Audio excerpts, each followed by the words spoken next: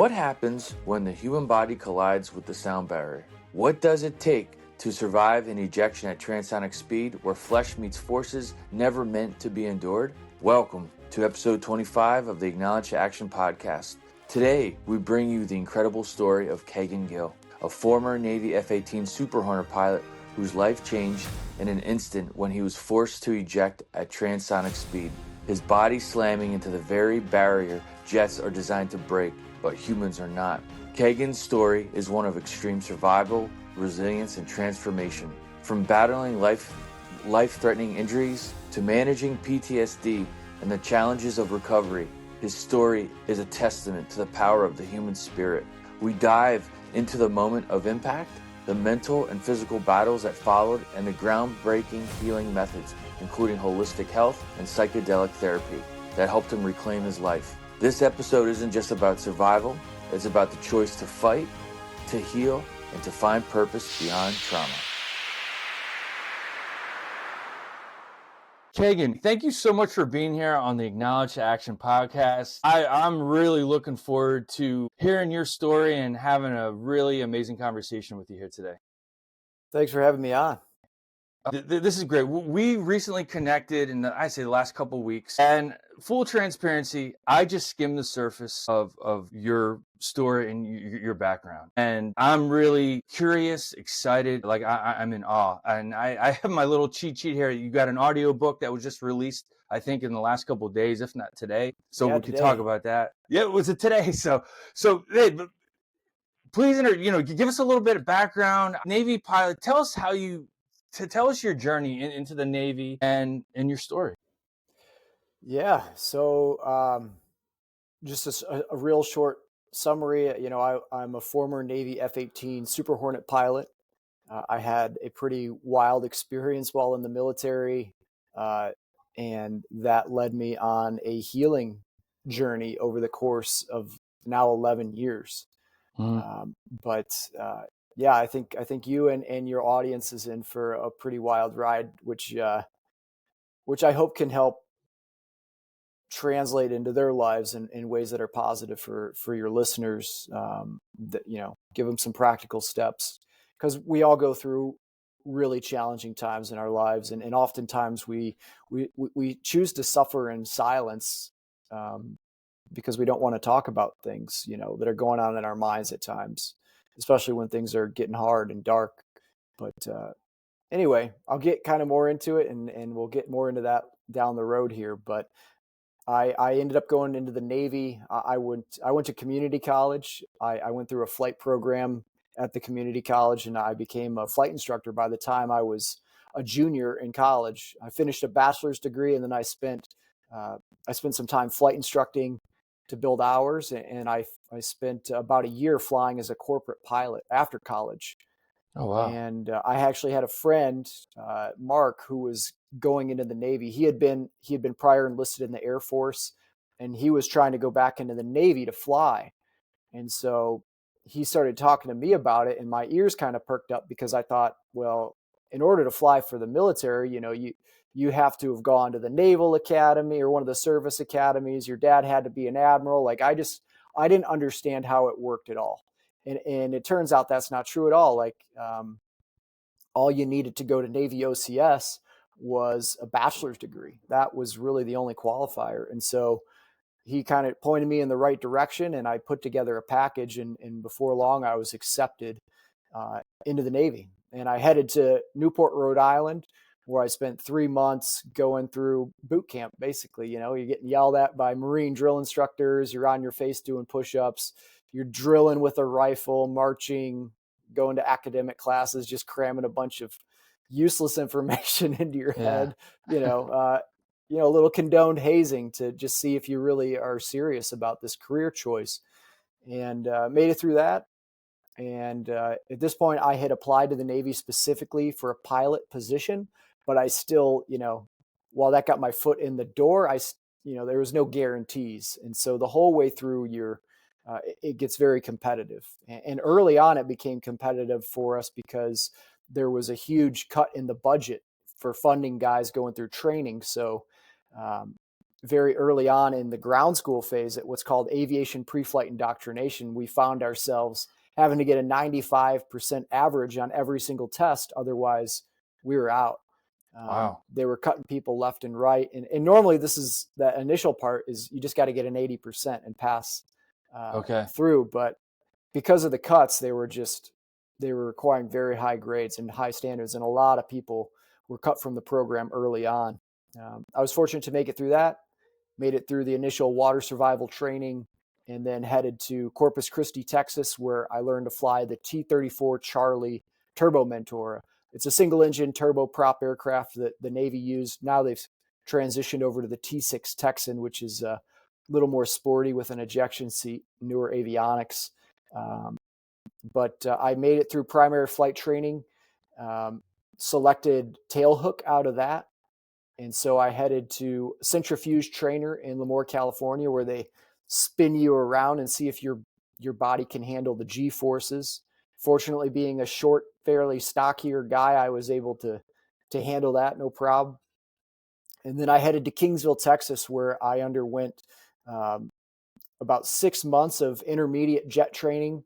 And then I selected through a pretty extensive review process of your grades and a one-on-one interview, or I guess not one-on-one, but you're reviewed by a panel of other pilots in the squadron to see, what do you want to fly and why do you want to fly it? And to see if you really have a personality that fits that community. Huh. And I was fortunate out of that to select the strike phase of advanced training. And after, at this point, I think it was about 2.5 years since I started in the Navy in the flight training program that I earned my wings as a naval aviator. And I selected F-18 Super Hornets out of Virginia Beach to continue my next round of training. You get your wings on your chest and you're like, all right, now I'm a real pilot, but you're just a baby still at that point. And so, go through the F-18 training at what was called the RAG then. Now they call it the FRS, or Fleet Replacement Squadron, with VFA 106 Gladiators in Virginia Beach, Virginia, out of NAS Oceana. And I spent a year there undergoing about the most grueling training I think is possible for a pilot. And, they consider Navy pilots some of the best pilots in the world. And after you go through that training program, you kind of see why. It's incredibly intense. There's zero room for nonsense and failure, and you really got to be on the top of your game. There's not really a whole lot of room for error. But I was fortunate to make it through that program. And then I selected VFA 143, the Pukin Dogs out of Virginia Beach, still at Oceana, was where I was placed. And so this was my first real fleet squadron, and then started training for what was going to be one of the most active combat deployments in modern warfare. We didn't know it at the time, but we were getting ready for some real stuff going on in the Middle East at the time. Yeah. This would have been about 2013, 2014 timeframe. And so joined the squadron as the new guy. I played the small mouth, big ears card and just tried to keep my nose to the grindstone and keep working hard and not stand out in any terrible, embarrassing way. And I'd been in the squadron for about 8 months. And while there were about 5 or 6 newer guys than me under me in the squadron at that point that had joined after me, I still hadn't earned a call sign yet. And a lot of the other guys in the squadron that were newer already had call signs, but I just hadn't done anything to really stand out. And this morning at January 15th, 2014, I had a day that changed my life forever. But it started just like any normal day in the squadron. You're busy doing your ground jobs. You may think that pilots just all they do is fly and that's where your focus is, but really you have a full-time, multiple ground jobs, collateral duties, online training. There's all this other stuff that goes into the job that, it's not in the Top Gun movies, but kind of the reality of it. Yeah. And so this day I got to go out and do some flying. I was going to go out and do some air combat maneuvering, what we also call BFM, basic fighter maneuvering, and what people would probably commonly refer to as dogfighting. So multiple aircraft within visual range of one another, trying to shoot each other down. And we do this for proficiency on a regular basis because it's an extremely perishable skill. But absolutely one of my most favorite things that I got to do in the jet. Sort of the epitome of getting to be a fighter pilot was fighting the jet in these high G, high intensity scenarios. As I'm preparing to go on this flight, my friend Fisty's at the duty desk in the squadron. And as a joke, he put up on the whiteboard all the airspace we were going to use for the day, which was normal. But what was unusual about this particular day is he used the Shark Tracker app on his phone to put up all these positions of GPS tagged sharks. And it just so happened there was a 16-foot, 3,500-pound great white shark named Mary Lee directly underneath the airspace that I was going to be flying in. Yeah. And so we were joking, and Fisty's like, today would be a terrible day to eject. You've got below freezing air temps. You've got 37-degree Fahrenheit water at the nearby buoy underneath where you're going to be flying. It's windy. The ocean swells churned up, and there's a freaking big ass shark right underneath you. And about an hour from having this conversation with Fisty and joking about it, I'm out over that airspace fighting the jet with my flight lead. And we had done several sets of fighting for the day, sort of like a round of martial arts. You kind of fight until there's a clear winner or loser, then you reset up and then do it again. And get in as many reps of it as you possibly can. And aside from not using real weapons and a small set of training rules, it's about as close to the real thing as we can do, just to make it as close to the real thing for training. But we set up, we hit Joker fuel, meaning we had just enough fuel left for one more short round of fighting as we kind of exited the airspace. And we ended up setting up a little bit lower and quite a bit faster than we typically would for this kind of setup, but we were pressed for time and just leaning forward, set up for the fight. And the flight lead called, the fight's on, and we pitched the aircraft in at each other for the merge, which is where we cross paths. And at that merge, I was at 10,500 feet, so still pretty high up, almost 2 miles straight up in the sky. And I had the aircraft already fairly nose low and partially inverted at the merge, and I opted to pull the jet in this nose low dive. And as the aircraft came down in the dive, it continued to accelerate. And as I pull the aircraft to perform it, I'm pulling the stick all the way into my lap, and very quickly start to feel the onset of this 7.5 G pull, as your body and all your gear is mashed down into the seat from that massive force of the G-force. And say my head and my helmet weighed about 20 pounds on the deck, wearing the Jehemix helmet, which is this really cool space age visor that has all your displays and magnetic devices in it that track your head position. So say my head and the helmet weigh about 20 pounds. Now at almost 8 Gs, that's like having a 150-pound person just on your head.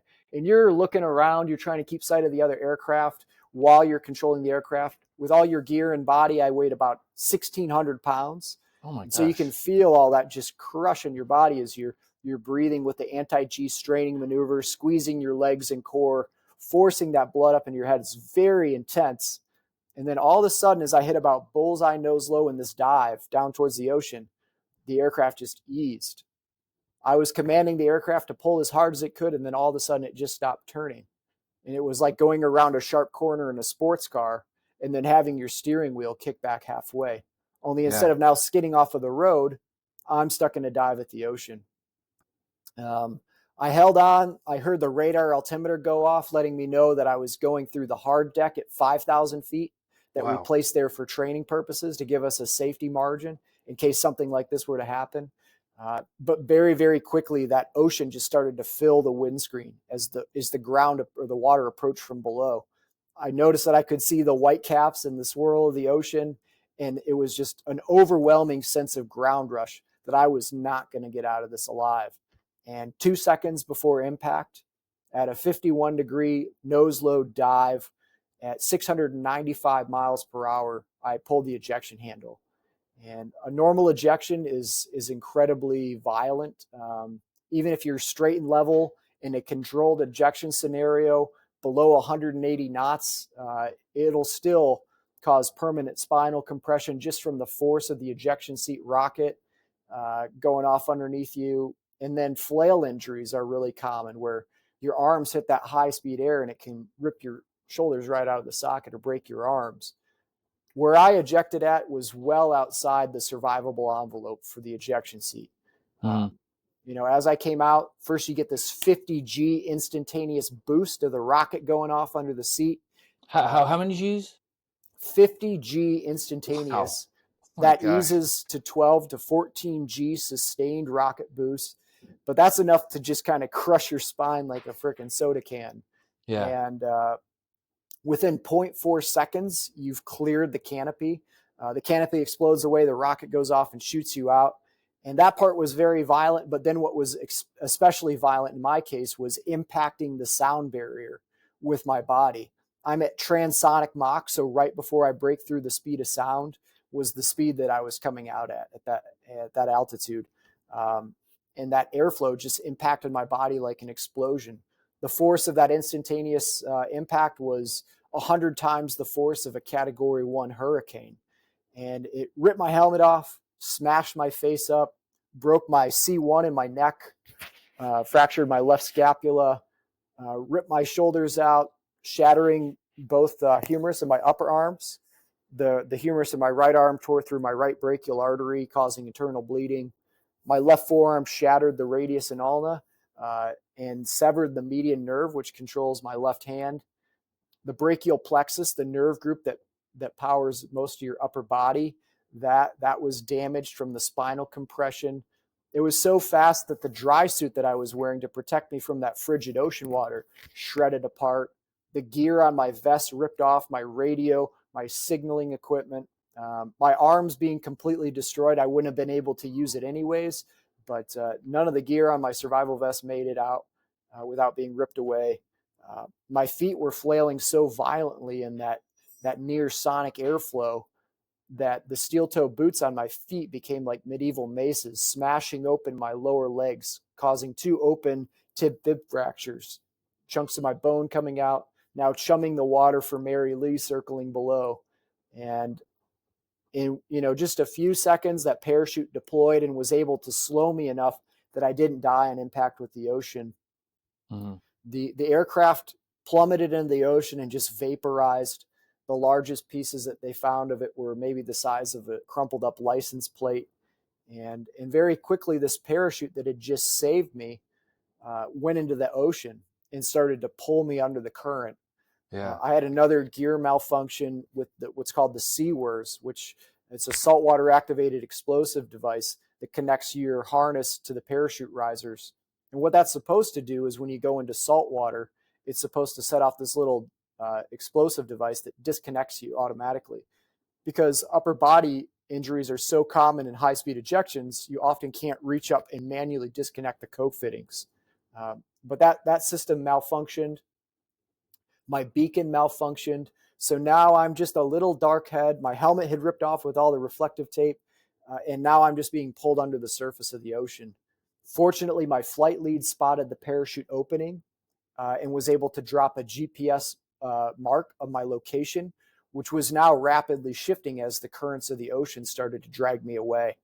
In his short time he spotted a fishing vessel. He contacted air traffic Wow. control to coordinate the on-scene commander role, and he got more aircraft and vessels inbound to come to my rescue. I spent about an hour and a half to 2 hours just being drowned alive by that parachute as the rescue effort was trying to find me. And eventually, a Navy H-60 Seahawk helicopter from HSC 28 was able to get their rescue swimmer in the water when they spotted me finally and get me up into the helicopter. On the ride to the hospital, I coded multiple times. I was on the verge of death the whole way, but they were very fortunately able to get me into a level 1 trauma center in Norfolk, Virginia. When they got me in, I had a core body temperature of 86 or 87 degrees Fahrenheit. So near death from hypothermia, but they kind of said that the hypothermia actually saved my life. Had I not had that level of hypothermia, I would have bled to death warm and toasty in my dry suit way before anybody got there. Wow. So truly a miraculous twist that kept me alive. They had to pump the water out of my lungs from inhaling so much salt water as I was repetitively drowned. They had to give me multiple blood transfusions for all the blood loss. I was having kidney failure, rhabdomyolysis. So my kidneys were just being overwhelmed from all the tissue breakdown in my extremities. And so I was in really bad shape. But once they got me semi-stable, they induced a coma and then rushed me into surgery, where I spent the next week undergoing over a dozen trauma surgeries as they rebuilt my skeleton with titanium rods and steel plates, fasciotomies on all four extremities to salvage my limbs from amputation, and I had to do a brachial artery bypass in my right arm, even after all of that. And so I was just lucky to be alive. And eventually, I was transferred to Naval Hospital Portsmouth and put into an ICU room where people just awaited to hear if I was going to be a vegetable or come to, or what was going to happen. In total, I spent about 2 weeks in that coma before I started to wake up. And when I woke up, it was like waking up in your own bed, except why are all these people around me, and why are all these wires attached to me, and what's going on? And I was just incredibly confused between the brain injury from the ejection and then all the medications that they had me on for pain management, from Dilaudid and fentanyl and all these heavy duty opioids. I was just out of it. I remember one of the first things I tried to do was move, and I couldn't move. And I thought that this thin wool blanket over me was made of lead or tied down, but it was because I was paralyzed. And eventually the medical staff came in, and they kind of explained, you've been in a high-speed ejection. And just to be real with you, you're likely never going to walk again. You're likely never going to use your legs again, or use your arms again, and your flying career is over. And at that moment, I had this opportunity to either just grab onto all this darkness and pessimism and all the terrible stuff that was going on now and starting to spin in my head, like, oh, I just crashed a jet. Am I responsible? My life is over. I'm never going to walk again. But I also had this kernel of hope, which was, what if I could prove these folks wrong? You know, Mm. and that became the little ember that I started to cultivate and to grow. And it started with sort of visualizing, what would it be like to be back? What's it going to be like to one of these days come back here in my flight suit and with my wings back on my chest? And so that's the route I chose in that moment. And I really think it was a conscious choice. But then I just started to apply myself with a discipline and consistency every single day. It was just like, what can I do today?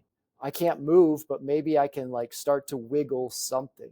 And so I was consciously sending these signals to my extremities, and eventually little things did start to move. I spent the next 3 months living in the VA Poly Trauma Center in Richmond, Virginia, undergoing basically every kind of therapy known to man. And after 3 months of all of that, I was able to regain enough function to get around on a walker and be discharged from inpatient facility, and as being an inpatient.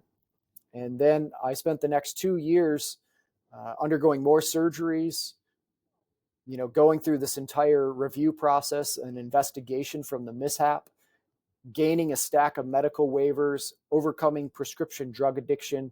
And then eventually I was able to max out the Navy's physical fitness test again. And I was invited to come back and fly Super Hornets, Wow. kind of against all the odds. So I mean, I'm processing all this, right? And It's a so, lot. no, it is. How many times have you shared that story? How many times have you told that story? I mean, I've been on at least two dozen podcasts or more at this point, and then I wrote the book about all this. So I've been telling this. I've been motivational speaker now for about 2.5 years. So I've been traveling all over the country, speaking at all sorts of organizations and events, sharing this story. And What? and this is just the beginning of the story. It actually, there's a whole nother chapter to this that's far more challenging that I later face. What year did that ejection happen? It was January 15th of 2014, so it's been just over 11 years since the ejection. 11 years. And from that point of impact and those injuries to the point where you were given the opportunity to fly again the F-18, what year? What was the time period of that? It was almost exactly 2 years from the 2 years. ejection that I Wow. returned to the cockpit. Wow. So you did get back into the F-18 cockpit and you did I did. fly. I went back through retraining syllabus in the F-18, and then I went to VFA 136 Nighthawks in Lemoore, California, another active fleet squadron. And while I was there, it felt like I was back to myself, like physically, mentally feeling great. And there were occasionally little mental lapses that I noticed, but I was just kind of like, oh well, that'll go away eventually. But I was on a flight on a detachment at Tyndall Air Force Base in Florida for a live fire missile exercise. So I got to go out and shoot an AIM-9 Mike Sidewinder missile at a drone, and then break off and fight an F-22 Raptor in what we call DACT, or dissimilar air combat training, against an Air Force pilot. And I came back from that flight, and I remembered fighting the Raptor very vividly. But in the debrief, as I'm watching my tapes, I started to realize that there were lapses in my memory from the missile shoot. And I just shot a live missile. Like, I should very vividly remember Mm-hmm. all of this. And I remember being a little bit confused by some of the symbology and things that were, at that point, should have been a no-brainer. But I just kind of tried to shake it off and sleep it off. The next day, I felt even worse. And at the end of that second day, I got back to my hotel and I sat down on my bed. And as I sat down, the entire room just started to spin around me. And I was experiencing really violent vertigo. I was, starting to experience these panic attacks, which I had never experienced. My nervous system was just on high alert. And that second night, I still couldn't fall asleep. And there had been a number of issues in the F-18 community with the environmental control systems having a malfunction that was causing rapid pressure changes in the cockpit that were injuring pilots. Divers can get decompression sickness if they come up from depth too quickly. If you get in your joints, that's called type 1 decompression sickness, or the bends is commonly referred to, which is very uncomfortable. But if those bubbles get into your brain, it's called type 2 decompression sickness, and it can cause symptoms like an aneurysm, or a stroke, as that blood flow is cut off. The circulation is cut off to your brain, and it can kill people or put them in a vegetative state. And that's what was happening in the F-18 community at the time, and to the point where they started putting hyperbaric oxygen chambers on the aircraft carriers. So if guys came back from a mission and they could get that treatment immediately to help save their lives. So very quickly, we scrambled and got me to a dive base that was about 20 minutes away in Mayport. And I was put into the hyperbaric chamber for the night, and spent the night getting squeezed and trying to get rid of those bubbles that had formed, and sort of adding insult to the injury that was likely an unresolved brain injury from the ejection. I was Probably going to made it ask you, especially worse. was it connected to your previous injuries? Was there a correlation to what you experienced at Tyndall Air Force Base to? Absolutely. Yeah, I think I sort of had this brain injury that had occurred from impacting the sound barrier with my freaking brain. Not to mention just the force of the ejection, that your brain is like jello, or like a soft butter consistency. And so when you have something that you have such a rapid change of G force, and then an impact like the sound barrier, that brain is just getting smashed around inside your skull. And that can cause all sorts of neurological dysfunction. And so I think there was some residual, and maybe my brain was a little more susceptible now to these pressure fluctuations as well. But I went through Wow. the squeeze for the night. And the next day I went in to see the doc, and he's like, considering your past, when you get back from this detachment, I recommend you go in and see the flight surgeon. And Mm-hmm. after having gone through this whole medical process to get all these waivers and having so much support, the last thing I wanted to do was go and say, hey, I think there's a problem, because in that kind of high speed job, as soon as you start to say that you're having Mm-hmm. some sort of mental issue, there's a huge stigma against that can very quickly, very real, and end your career. It can Mm-hmm. have you lose your security clearance. It can have you lose your medical clearance. And so I weighed those options in my head very heavily on the trip home. And I realized, like, there was something seriously wrong, that I was not going to be able to operate an aircraft. I was struggling just to operate a vehicle on the road safely. And so I reluctantly went in to see the flight surgeon. And the route of treatment that I went through was unfortunately all too common um, for dealing with this sort of problem, which in hindsight, I didn't know it at the time, but this was all related to brain injury, to the Mm. physiology of my brain being mashed around from the ejection and exacerbated by this decompression sickness.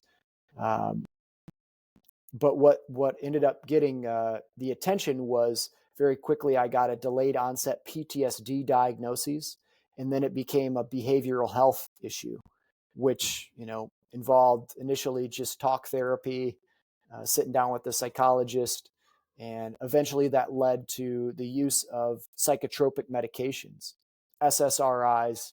Mm-hmm. They ended up giving medicine to try to help sleep, a variety of different things. They ended up, because my insomnia was so persistent, that was just getting worse and worse. And as soon as you stop sleeping, I mean, everything starts to fall apart. So they gave me a medication called quetiapine or Seroquel, which is an antipsychotic medication that can be used at low doses for persistent insomnia. And while that seemed to knock me unconscious at night and help a little bit, I was still not getting restful sleep. And while these medications sort of masked some of the symptoms, the underlying physiology of my brain that had been injured was just getting exacerbated. They weren't actually doing anything to fix the underlying issue, which is an unfortunate common theme in the current approach to a lot of medicine in our country. Is we're going to give you a medicine that will mask the symptoms. Mm. Meanwhile, what's actually causing the problem is not addressed.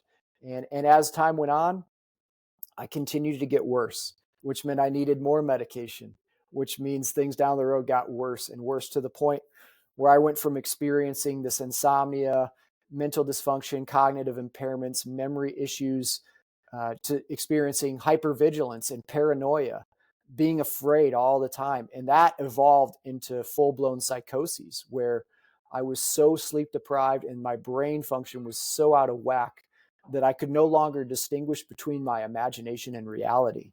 And, my wife had just had our newborn little boy. Uh, she's trying to take care of a newborn. And then I would be in the house freaking out, thinking that there were assassins trying to shoot me through the windows. I would run into the kitchen while she was cooking dinner and dump all the food into the garbage and say it's poison. I stopped eating and drinking because I thought I was being poisoned. I was, in fact, being poisoned, but it was in these FDA-approved pills that I was being prescribed by physicians in lab coats, but my life really fell into chaos. I felt like a total failure. I felt like this was all just in my head. Why couldn't I get over it if it's just this behavioral thing? And the only option that was continued to be presented to me was just take these meds, and that's your only hope. And eventually I was medically retired from the military as I continued to go in and out of these psychoses. And I moved back to home with my family back in Michigan. And the same treatment continued at the VA, which was just take these pills, and they're not working because you need more of them. And, it sort of suppressed things a little bit. And then before long, I needed more and more. And within a few days of having my dosage of Seroquel increased from 300 milligrams a night up to 450 milligrams a night, I went into one of my deepest psychoses yet. My wife came home from a job interview to find me completely naked in one of the rooms at our house. I had shaved off my hair in chunks. I had shaved off my eyebrows for some reason. I'd shaved off my facial hair. I was completely naked, except I had a black plastic garbage bag tied around my neck like a cape because I thought I was like Batman. And I was going to go outside in the winter snowy weather of northern Michigan and fight crime like a superhero. And, luckily my wife is an ER nurse, and she had dealt with psychotic patients before in the emergency department. And she kind of stepped into action. And, had she not had that experience, I think things could have gone a lot differently, but she helped get me into the emergency room. I spent a couple nights just in a full out of body experience. But she, while there, I was just completely out of it. I was transferred eventually to the VA inpatient psych facility down in Battle Creek, Michigan. Hmm. And as I started to become lucid in this facility, and the psychoses started to fade away, I recognized that I was in just an absolutely abysmal place that unfortunately so many people find themselves, so many veterans and civilian wide Yeah. population. When you start dealing with mental health in our country, these facilities run by the state and the VA are truly abysmal. And I'm not talking about the things that I imagined while there, and the psychoses, but the reality of what this place was. When you're on one-to-one care like I was, or you would be if you're in psychoses, every 15 minutes the policy there dictates that they have to come into your room with a flashlight and shine it in your face to make sure that you're safe. Um, it's a difficult place to sleep to begin with. There's other psychotic veterans in the facility. Everything is hard tile floors and concrete walls, so everything echoes through the facility. You're sharing rooms with other veterans that are dealing with severe mental health issues. There's people running, stomping, yelling, screaming, all night long. And then you throw in this flashlight in your face every 15 minutes. You're not getting rest. The food is ultra processed, just junky prison food, effectively. Yeah. There's not fresh fruit, vegetable. There's not wholesome food that's actually nourishing your body. It's actually the kind of food that actually steals your nourishment, and your body has to put out more than it uses in processing that kind of food. And on a cellular level, it's poisoning the body and the mind. And the water that came out of the tap at the facility smelled like came out of a broken hot tub. It was so loaded with chlorine and fluoride and junk, and the only way that you could really get it down is they would mix it with this artificially colored, artificially flavored raspberry lemonade tea to try to make it more palatable. But this stuff was all just poisoning you. And you were lucky if we got to go outside once a week. And when we did, it was into a concrete yard surrounded by high rise brick buildings. And it was about 8 to 10 foot metal fencing all around that. So there's no connection to nature. There's little to no sunlight that you're getting. There's no exercise. Um, Now, in the military, getting to go to survival training, you get to experience a little taste of what it would be like to be a prisoner of war. And in that, you have sleep deprivation, malnourishment, confinement, being treated less than human.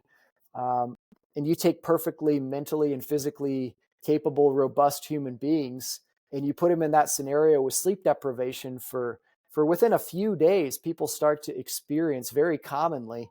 These are perfectly healthy people start to experience visual, auditory hallucinations and delusional thinking. Well, now you take veterans that are already in psychoses, dealing with severe mental health issues, and you do a lot of the same things to them. I mean, almost textbook for how you would treat a prisoner of war to make them do your will, to do whatever you ask of them. And that was the exact same thing I saw happening to people in this facility. And what they wanted you to do was to take all the medicine that they gave you, and these medicines were not healing. They It, would mask your it, it symptoms. would suppress what comes to mind. It would suppress what Yeah. needed to be dealt with in a very therapeutic talk therapy sort of way to process to get that. Yeah. Well, what was your turning point? Because everything you're saying is just so incredible from the point, like, one, you survived physiologically. Arguably, very few people, if anybody, would have survived what you survived physiologically. And then psychologically, you went through a whole cycle of Yeah. torment that arguably few people could have rebounded at the rate that you have. Where was that turning point? Where did that acknowledgement take place, and what helped you get to where you're at now? Yeah. I spent 40 days or so in that facility, Wow. with the advocacy of my family, with my wife being a trauma nurse, my parents both having a medical background. They were able to advocate and get me out of that facility under their supervision. And when I got back home, I was just a broken human, worse than when I showed up at that facility. I Yeah. was deeply depressed. I was self medicating, to try to just feel some semblance of joy. And I was just spiraling into this dark place. My kids would come up and try to play with me, and I would just tell them to leave me alone. I could barely do the dishes. My marriage was on the verge of divorce. My wife had been through hell with all of this, and now she's got this guy that's got no hope left in him.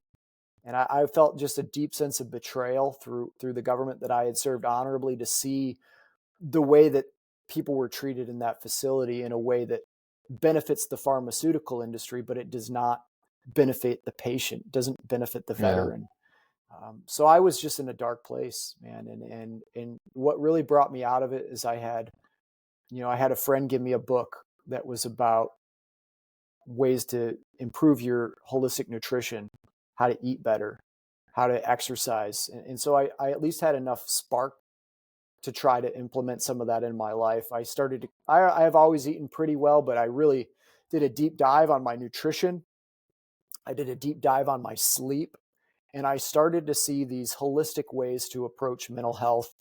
And the one that really turned everything around was when I discovered the book, How to Change Your Mind by Michael Pollan, which is a book that goes into the use of psychedelic assisted therapy for treating mental health conditions, brain injury, and trauma. And so with that knowledge, I started to seek it out, and I reached out to some veteran nonprofit organizations that provide that to veterans. And I was very fortunate to be brought into a community of other veterans who'd been through very similar circumstances. And I can't tell you how many high-speed, awesome human beings I've met at this point that they served at a very high-functioning role in the military, be that special forces members like SEALs and Green Berets and MARSOC Marines, Rangers, to other strike fighter pilots, people who were very hard-charging folks who started to, they got exposed to explosions and brain injuries and just had their asses kicked and had all these emotional traumas in their time in service doing their jobs. And then when things started to become a problem, we all got this PTSD diagnoses. And meanwhile, that brain injury that we all shared was overlooked. And instead of trying to heal the brain, we just had meds thrown at us that caused all of our lives.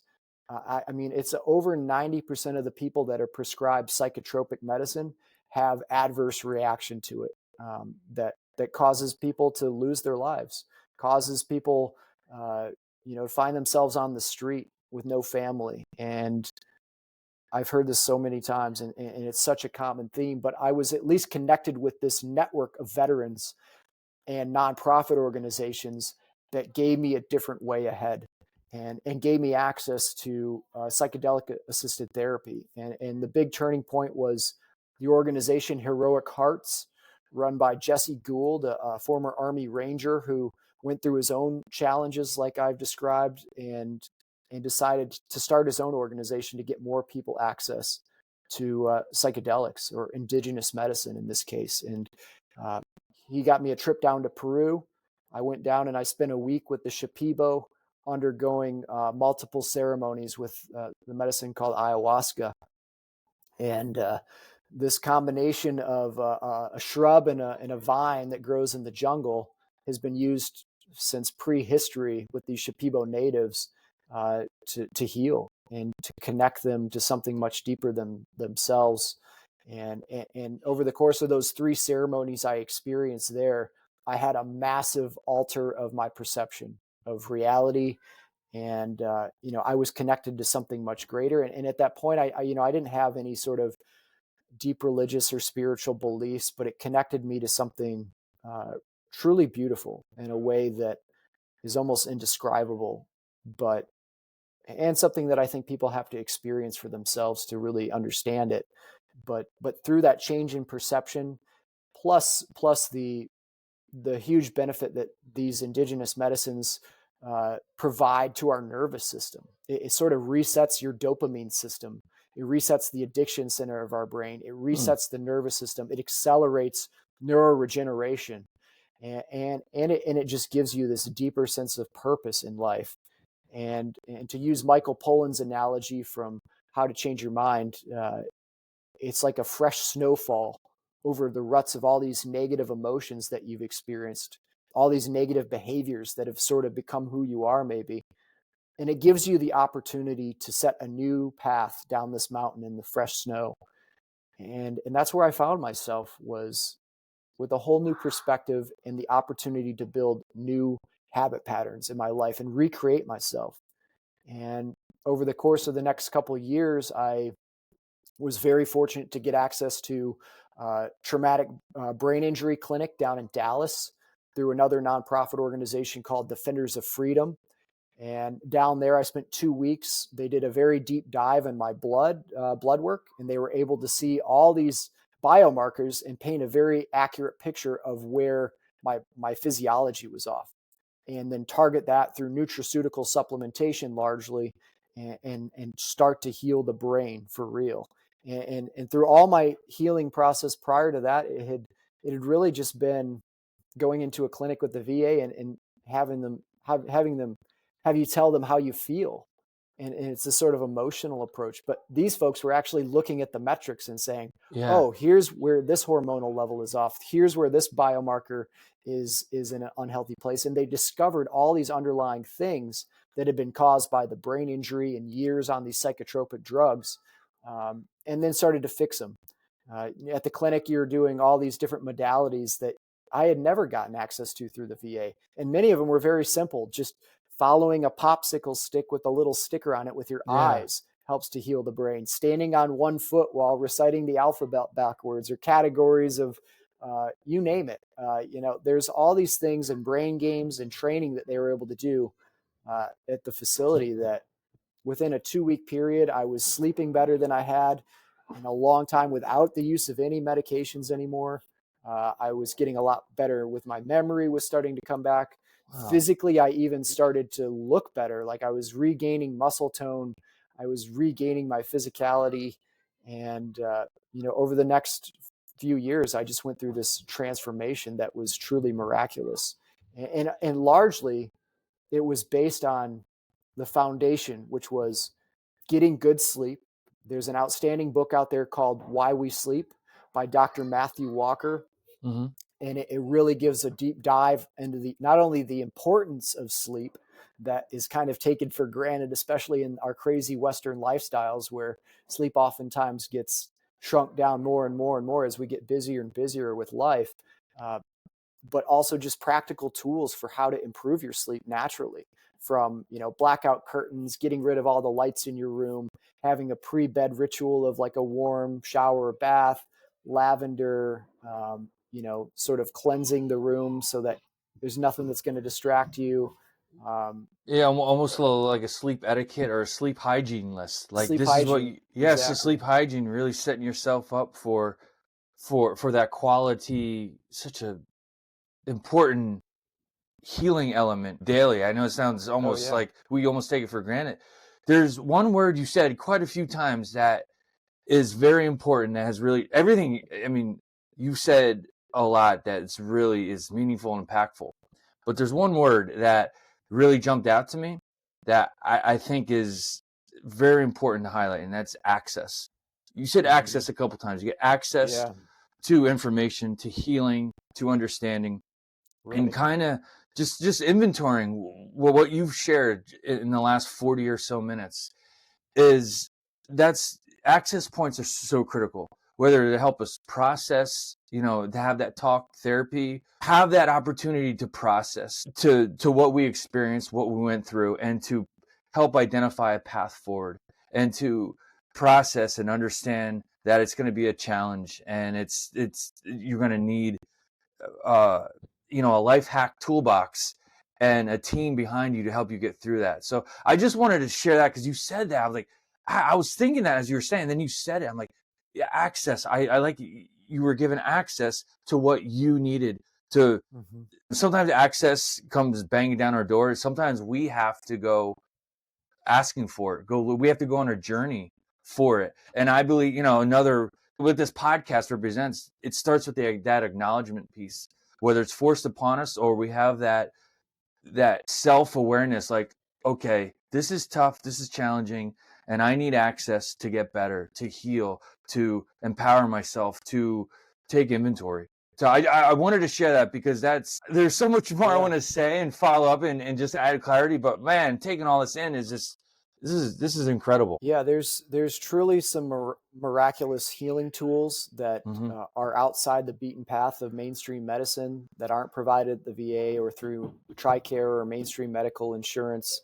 And in fact, I've found the vast majority of the modalities that I've experienced that have been helpful are actually not available through any sort of mainstream medicine. Yeah. And that's very frustrating. But I think that there's a lot of word getting out now, especially with the help of podcasts like this that are disseminating this kind of information. And people are starting to realize, and one of the most important things I've learned is you really get to hold your health in your own hands. And it's even without the help of nonprofit organizations, just by prioritizing your sleep, improving nutrition to a whole foods based diet. I don't even like to use the word diet because it's not like I restrict myself. I just don't eat anything that's garbage, and which is unfortunately about 95% of the stuff that you find on the grocery shelves. You know, you really got to be selective, and it can be a little bit more costly, but by investing in a better quality food, you are going to save yourself so much money and just quality of life down the road. And it takes some time to transition if you don't eat like that. But once you relearn how to cook in those ways, just using fruits, vegetables, ideally organic, or even better, if you can find a local farmer near you that grows. There's some really good farmers that don't have a USDA label of being organic, but they actually, they're not using pesticides and herbicides that are so commonly put on our conventional produce that poisons you. It kills the gut microbiome inside your stomach, which is vital to gene expression and bringing out the best version of yourself effectively. And it just destroys the soil. It's hard on the world, on the planet. You're not getting the micronutrients that you really need to get from the fruits and vegetables. Eating, organic, free-range, grass-fed cattle and animals that have lived outside and gotten sunlight and eat their natural diet. Wild game, if you're a hunter, is ideal. But once you start eating foods that are real and nutrient dense, it's not like I limit myself. Like I still have a feast, but it's so satisfying when you eat that kind of food that you don't end up, as time goes on, the crappier foods and stuff that maybe you used to crave will actually kind of start to taste nasty to you because you'll start to taste how fake it is and how processed it is. It's got just so much junk in it, and it starts just by educating yourself. There's a ton of resources out there. There's a really good book that recently came out called Good Energy by Callie and Casey Means. They've actually been on a number of different podcasts recently, but they've got some great ones. Michael Pollan has a few really good books on nutrition, one being In Defense of Food or The Omnivore's Dilemma. There's Joel Salatin, who's got some good stuff out there on regenerative agriculture. And not only does this stuff make you healthier, it's a healthier way for us to grow our food. That's better for the animals. It's better for the earth. It restores the vitality of the planet. And so there's that sleep is the foundation. If you do nothing else, focus on your sleep, then nutrition, hydration, drinking clean water. It's amazing how much junk is in your typical tap water. So investing in a reverse osmosis or some sort of water filtration. You can get, maybe for a couple $100 off of Amazon, you can get an APEC water filter that goes under your sink. It takes maybe a half hour to install, but that way you're drinking water that doesn't have crap in it. And other than maybe herbal tea and maybe 1 cup of coffee or so or less in the morning, there's not really much else that I drink anymore. You don't want to drink juice. You don't want to drink soda. You don't want to drink energy drinks. All that stuff is going to impact your sleep in a negative way, and it's going to impact your cells. You're introducing crap that poisons your body, and we get to choose what we put in us, And this is one of the most powerful, empowering tools, is just taking control of your health through these simple things that are available to all of us. Once you get the sleep, the nutrition and the hydration under control, you can start looking at things like a really important thing is just sunlight and connection to nature, being outside. And that's best if you can couple that with some sort of exercise outside, be it just you go for a hike in the morning to get a little natural sunlight and to get your legs moving. You don't have to like be an elite athlete by any means, but just get outside and do something that you like that's active, on occasion throughout the week. Yeah, some fresh And air, some sunlight. It makes a big difference. It sounds so simple, but simple is very effective. oh yeah, It really is. And what you're saying is, quality input, quality output. It's classic binary code, input, so output. true. And I think when we take a step back and just kind of think about it and process it like that, like, okay, yeah, it takes effort, it takes discipline, it takes resources, it takes access to understand that stuff. But the better we get at it, if you commit yourself to what you're saying, Kegan, like you can. It's just a matter of conditioning yourself, challenging yourself, and it's an uphill battle. It is. Mm-hmm. But those input sources, and that applies to what we put in emotionally, cognitively, behaviorally, quality in, quality out. And when we inventory that, we could break it down to the ABCs, the antecedent, behavior, consequence. Like the antecedent, sometimes we have control over when it comes to food and all that stuff. We have more control over that or not. Some things we don't, like behavioral stuff and socially. But we always have the ability to recognize how we're going to deal with it and respond to it instead of react and all that stuff. And I know that's like I'm painting a broad stroke here when it comes to like behavioral health or input output. Like we always have a choice.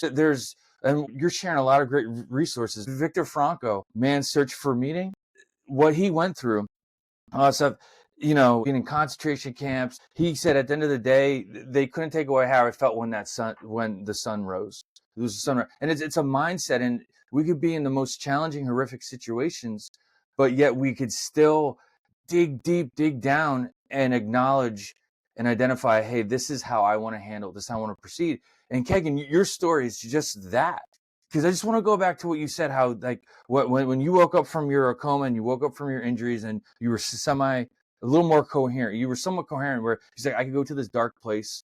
But it almost sounds like in that moment, that was almost like a make or break situation where like I could go down, not to make this light, like you choose the dark side, or you can embrace the force and say, all right, this is how I want to proceed forward. Yeah. I'm in control here. Like I have this. It's tough, and you got yourself back into the seat of an F-18. Then what you referenced, then you dealt with those residual effects from what you sustained initially, but you continued on that path to inventory and take control and acknowledge, hey, this is what I have control over. This is what I need. So that there's so much more I could say to debrief this, but this is just something I'm just sharing with the audience and how I'm processing this. And I imagine how many, everyone who's listening is like, wow, like how can I apply this to my life? Like, well, we don't have to experience these crazy, horrific accidents and these profound experiences. It could be on a small level. It could be on a big. It could be any. Like we all go through challenges, and it doesn't have to be something as catastrophic as a major trauma, or a war or whatever. We all go through that, and I think that's really important to recognize. Don't compare your trauma to other people. Don't compare your problems to other people. But we all go through those challenges, and this is sort of a recipe for how to drastically improve anyone's life from wherever you're at.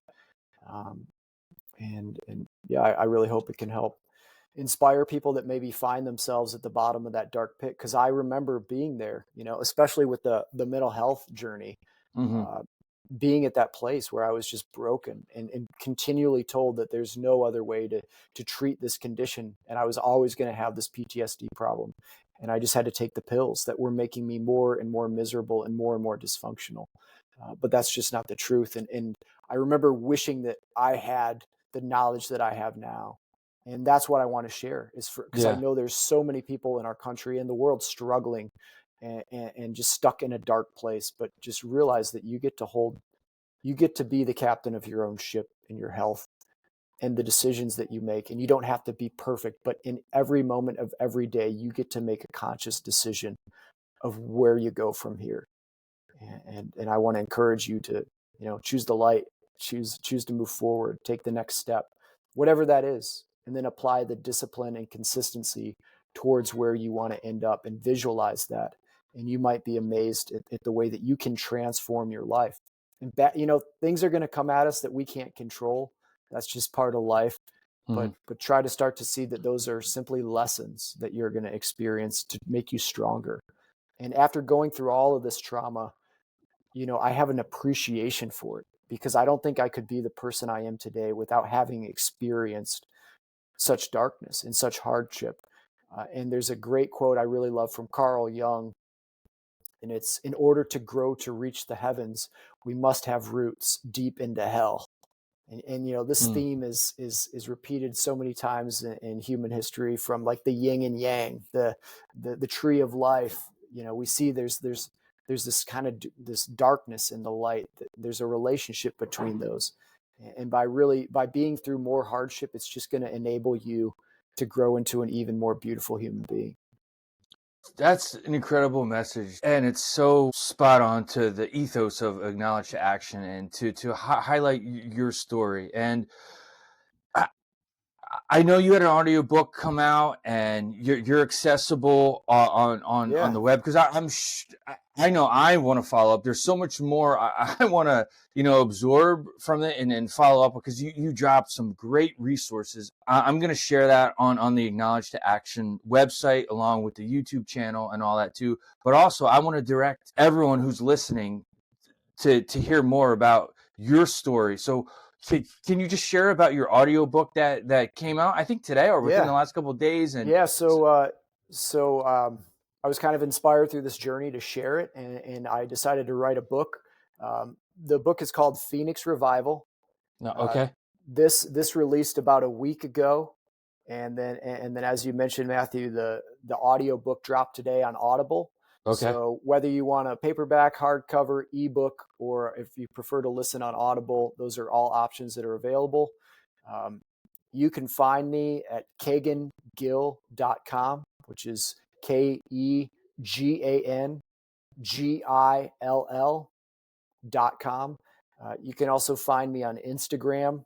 I'm at Kegan Smurf Gill. Smurf was my call sign, which, there's a lot more to the story that we didn't get the opportunity to discuss today in this time frame. But please check out the book. There's a lot more in there. There's a lot of resources and practical guidance on how you can start your own health journey or continue your own journey wherever you're at.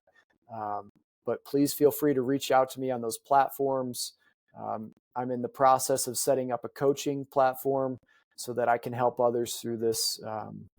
I'm also a motivational speaker. So if you have an organization that ever needs someone to come in and inspire and motivate your forces, hit me up. And I've been fortunate to get to, over the past 2.5 years now, travel all over the country, speaking from mastermind retreats, corporate events, nonprofit fundraisers, universities. I even did a high school commencement ceremony, and I've got some really cool ones coming up. But yeah, please reach out. You're not alone in this journey.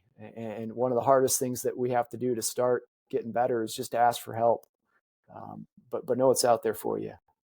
That Yeah, I can't think of a better way to kind of like just wrap this up. Like, is in this short time we covered a lot, and I know there's so much more we could pull back the layers with. But as the Acknowledge to Action podcast evolves, so will its dynamic as far as access points. Speaking of access, I've said this a few times in previous episodes, is just having like an all call for whether it's previous guests to just an open source access point to veterans. And you don't have to be a veteran. It could be anybody who needs help and is in the moment, who needs some help acknowledging and help putting some tools in their life hack toolbox, that needs a little help. And sometimes we need a little encouragement to ask for help. We do. It Yeah. sounds pretty straightforward, but it's not. It's very challenging sometimes. But if we're able to hear stories like yours, Kegan, and others, it will give us that know-how, that motivation, and that encouragement to self-acknowledge, because again, with you identifying at a fairly young age, like you wanted to be a pilot, to go on to become a fighter pilot, to endure that, the accident that you did, that trauma that you did, amplified by the injuries, to come out where you're at is incredible. I mean, there's so many more words to say to some of that, but that means so much to a lot of people wherever they're at. Yeah, and realize this is within all of us. This is, we all have this innate human ability for incredible endurance and perseverance. The human spirit that we all share is powerful, and that's within you. And it's easy to dismiss yourself and be like, oh well, I wasn't a fighter pilot or whatever. I was just a scrappy little community college kid. Before all this, and sometimes the hardest things we go through in life really allow us to rise to the occasion and shape us into something more. And that's within all of us. And you get to make that choice in every moment of every day. So true. And I know you said that the audiobook came out. Today's January 28th is when we're recording this, and I'll have this released here in the next week or so. It's still going to be a great new book and access point for everyone to check out, listen to. I imagine it's on Audible and all, Yep. those preferred sources. Yeah. You can find a link on my website, or you can just head over to Amazon and type in Phoenix Revival. But it'll come up on Audible if you type it in. Okay. The full title is Phoenix Revival: The Aftermath of Naval Aviation's Fastest Survived Ejection. But it's about a lot more than just the ejection story, as you kind of got a glimpse of today. I'm looking forward to check that out. My last question to you: every guest has dedicated a song to the Acknowledge Action playlist. So what song do you want to dedicate to the Acknowledge Action playlist? Because it's a pretty epic one. It's at the point where I feel comfortable saying it's a pretty epic playlist. So it's about to get even more epic. I love the song "Where Is My Mind" by the Pixies. Okay. I don't know if you guys have more of like an upbeat list, or if there's like a theme to the kind of music, but no, it's just like the veteran population and just the human population, very diverse. I mean, there's some classical songs that are instrumental coming to AC/DC. I mean, you name it. There is an amazing range. So that is an awesome addition to it, because it speaks to the dynamic and just the amazing stories that everyone has shared here on Acknowledge to Action. Because music is a whole nother level. There's therapy in that, and it brings meaning and value, another layer of value and qualitative approach to it. So that's one of the things I've been doing here as well. So, well, this is great. Kegan, thank you for trusting me. Thank you for trusting the Acknowledge to Action. I'm really going to look forward to editing this. Because it's going to be on the YouTube channel. So, cool. So some of those links that you reference as I speak now, because it's going to be recorded, it's going to pop up on the screen on YouTube to make access point for individuals, convenient access point to do that. Again, Kegan, thank you so much. I look forward to staying connected, and I'm going to keep you on, my speed dial for when we have all call here for Acknowledge Action. Yeah, looking forward to it. Yeah, cool. And I look forward to checking out your book. I just downloaded Audible a couple weeks ago, believe it or not. I'm transitioning to the audio, so. But yeah, I find that's an easier way to get in some books at times when you're busy driving or whatever. Oh, and I have a 6-year-old and a 2-year-old, so it's tough. Usually when I'm putting them to bed, within minutes, I'm out too. So I feel you, man. I'm in the same phase of life right now with little ones, man. Oh, this is good. All right, Kate. Hey, thanks again. Look forward to sharing your story out. This has been great. Thanks for having me. Kegan Gill's story is nothing short of extraordinary.